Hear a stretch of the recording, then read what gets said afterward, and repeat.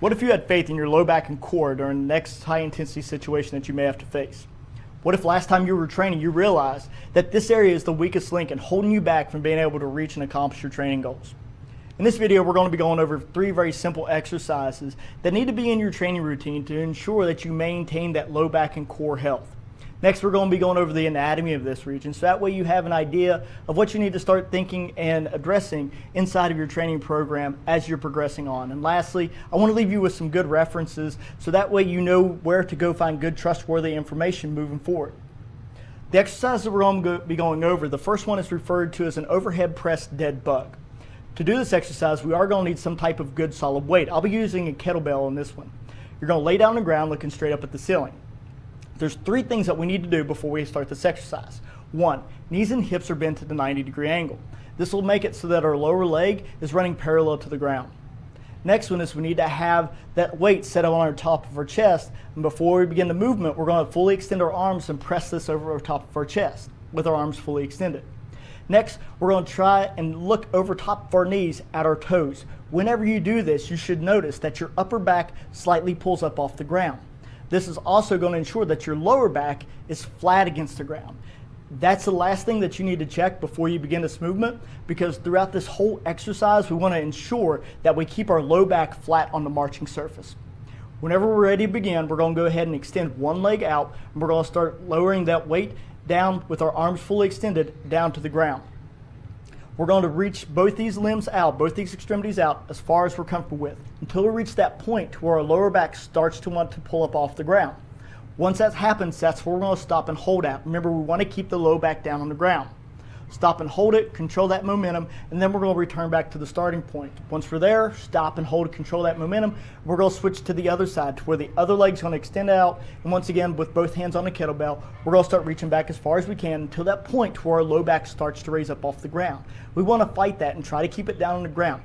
Remember, these exercises are designed around the idea of forcing you to maintain control against intensity. That's what we're looking to do. So as the intensity of this exercise increases by us increasing our limb length, and our control, us keeping our low back against the ground, starts to fade and we start to lose that posture and it starts to raise up, that's what we're looking to fight against. The actual weight in this exercise is us extending our limb. Remember, what we're trying to control is that low back staying flat against the ground as those limbs extend out and return back in. You can either do this for a set number of time or reps, either one is fine, but remember, we're not trying to do this as fast as we can, we're trying to maintain control against intensity. After we have this exercise down, the next one that we're going to move into is known as a kneeling wood chopper. To perform this exercise, I'll once again be using a kettlebell, but you can use whatever type of heavy weighted object that you may want to. We're going to be on our knees with our toes unlocked, meaning that our toes are pointed away from our knees. They're not tucked up underneath. We're going to push our hips all the way forward to where you have good shoulder, hip, knee alignment. We're not over thrusting and pushing our hips all the way forward. We're just going to where we have that good shoulder, hip, knee alignment. We're going to take the kettlebell and we're going to set it down this time beside of our right knee. Whenever we're ready to begin this exercise, we're going to go ahead and slightly tuck our core, make sure that it's good and braced. We're going to reach down with both hands and grab onto the kettlebell. We're going to move it from our right knee to over top of our left shoulder. The point of this exercise is, as this weight travels in space from our right knee to our left shoulders, is not to allow the movement of this weight to affect the position of our hips and shoulders. So as the weight moves, we don't swing. We're able to hold ourselves nice and still. Once again, we're controlling the intensity. After it moves over top of your left shoulder, they're then going to transition overhead towards over top of your right shoulder, and then we'll bring it back down to the left knee. As it's moving, we're preventing our hips and shoulders from moving in space.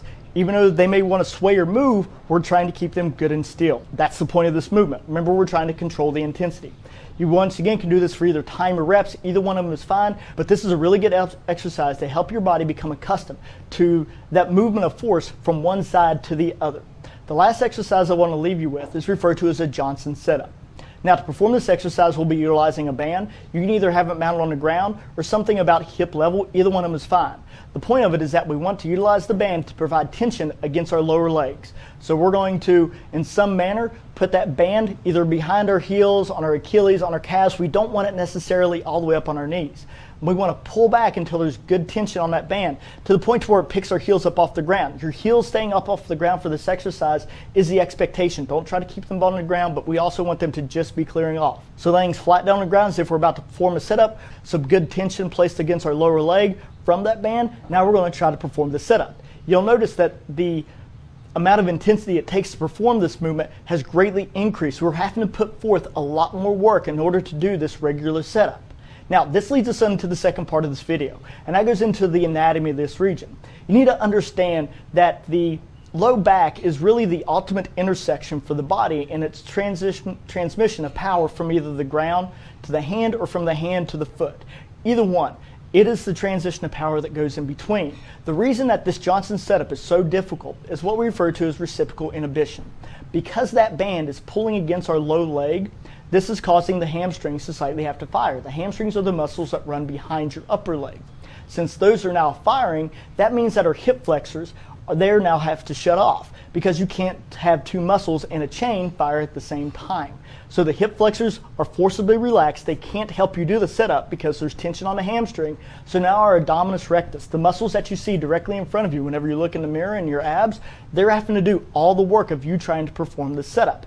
This has now greatly increased the load that they're having to move, but this also is forcing them to learn how to work. So now that we have an understanding of how to do the Johnson setup, let's go over the rest of the anatomy that makes up our low back and our core. There's two things that I want to point out from you to start. The first one is that there is no true low back muscles. Like we have a chest muscle, or we have a butt muscle, or we have an upper leg muscle. There's no true low back muscle. There's not an actual muscle back there that can be addressed and trained. In actuality, the low back itself has about 4 degrees of movement in it. It doesn't have a lot. Whenever we refer to the low back, what we're talking about is also known as the lumbar spine. The lumbar spine is all the vertebrae that exist from in between your tailbone and the last rib. Everything in between, that's roughly your lumbar spine. Generally, what causes people pain inside of this region is what we refer to as the thoracic lumbar fascia. Remember, there's no muscles that actually exist inside the low back. There's not an actual muscle there. What there is a big collection of fascia, and this is the interwebbing connection that exists between muscles. There's a lot of this webbing in between all the muscles in this area. Remember, the low back is the point where power transitions from the ground to hand or from hand to foot. This is where it's going through at. So there needs to be good pathways in order for it to move through. And that's why we don't have any true muscles there. The next thing I always like to make sure that people understand is that whenever we refer to the core, we're actually referring to a push-pull structure that exists. That means that we have muscles that are in the front that are pulling to the back, and we have muscles in the back that are pulling the front. And this is creating a good balance in between. You'll see really good athletes and really good runners, they're able to maintain that good core balance. A lot of military personnel or tactical populations that you see that have this very extended belly out in front of them, this is due to the fact that they have a severe muscular imbalance going in one direction because they've had to learn to adjust to carrying belts or vests or rucksacks or something in between. So they develop this severe muscular imbalance. And by just simply learning to address and correct this muscular imbalance, this greatly decreases the amount of load that muscles are having to carry inside of this region along with on our spine, and it greatly increases their performance and overall quality of life. But we have to understand that there's a push-pull structure. There's muscular balance that needs to occur inside of this region in order for there to be good low back and core health. So what are the 3 regions that roughly make up our core and our low back? Our first one is what we refer to as our local stabilizers. Now, you will never actually see these muscles without going to an autopsy. These muscles are very deep-seated inside of our core and low back region. One of the common one that you may hear a lot is referred to as our transverse abdominis, or also known as a weightlifting belt. This is a very deep muscle that's underneath all of our abs and everything that you see in front. A lot of these muscles, their action is that they're really responsible for us maintaining our balance. Think of it in that manner. They are the force that actually dictates and controls and switches our balance as it starts to change. Yes, balance is a signal that occurs in our ears, but the muscles that are responsible for ensuring that we maintain balance, a lot of those are seated deep inside these local stabilizers.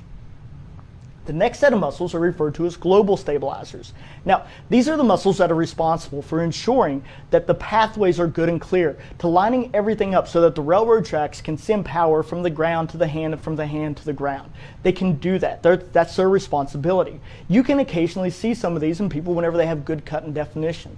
They tend to actually pop out. But their job is to make sure that those train tracks are in line to allow from force to travel back and forth.